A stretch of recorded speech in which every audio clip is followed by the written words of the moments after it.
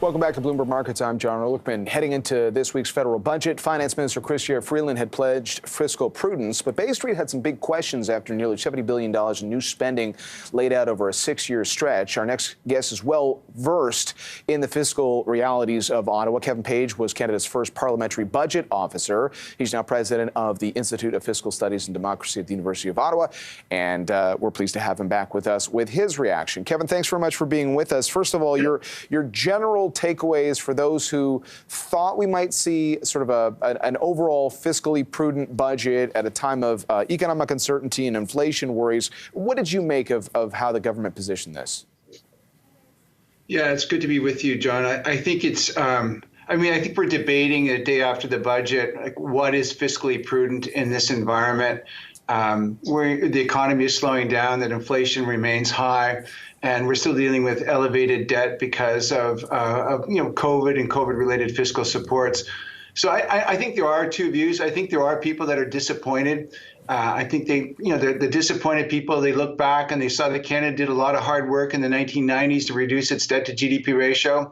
They had, some pretty rigid fiscal constraints, annual budgetary constraints, and then they look at this budget and, in this environment, and they see not a strong commitment actually to reduce debt, and pretty significant increases in those public debt charges. But then I think there are other people that, and I'm a teacher at the University of Ottawa. We tend to bell curve these things.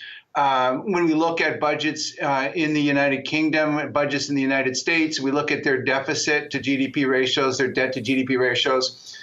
Canada's numbers look incredibly favorable. We're sitting at about 1.5% in terms of a deficit to GDP ratio. In the US, it's 5 to 6. In the UK, it's 5 to 6. Our debt to GDP ratio is around 40%, a little over 40%. Slightly, hard to do apples and apples, but they're looking at numbers closer to 100% debt to GDP. So again, I think there's two very different perspectives, and we're trying to kind of bring them together.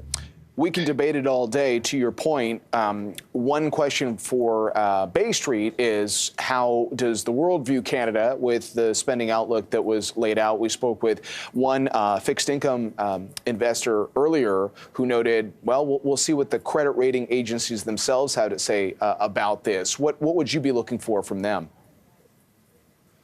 Yeah, I think because credit rating agencies, they look at the broad swath of countries, other sovereigns.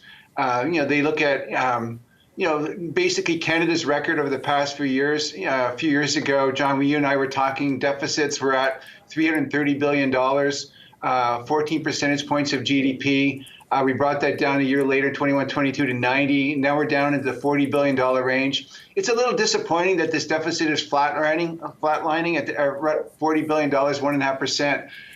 But I still think it's still relative to other countries. And we hear this from Minister Freeland. Canada's in better position. I wish we were in better position than we are right now, because I feel like we are losing those fiscal buffers to deal with the next shock. But it is what it is. One of the things our Paul Bagnall just highlighted were some tax measures announced by the government, some targeting banks, some targeting wealthy Canadians. And I'm reminded of something that Rona Ambrose said during our budget coverage yesterday, which is, at the end of the day, when there is notable spending, even if that spending is part of our long-term future, and we saw some of that tied to, the greener economy and competing with the United States, a move that many said we had to do. How do we pay for that over the longer term? Can we avoid higher taxes? I think the short answer is no. And I think, I think the kind of taxes that we're seeing now, it's somewhat ideological in terms of, those areas that we're targeting to find these higher revenues. I think, like, if we really want to kind of close some of the gaps that business people say, the public sector has to be there for the private sector in terms of this transition to a cleaner economy, it's going to cost more money. We're going to need more revenues on that side.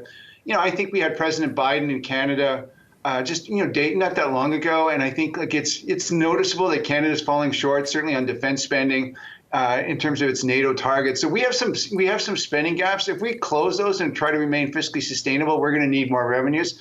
And just as another side, I think the revenue forecast that is in the budget 2023, it's relatively optimistic. They have budgetary, tax takes relative to GDP in the 16.5% range. That's pretty high. So they're assuming that we're going to get lots of revenues over the medium term, higher than I think historically for this sort of tax structure. So I think there's some risk that we won't even get the revenues that the government thinks that we will get over the medium term. Something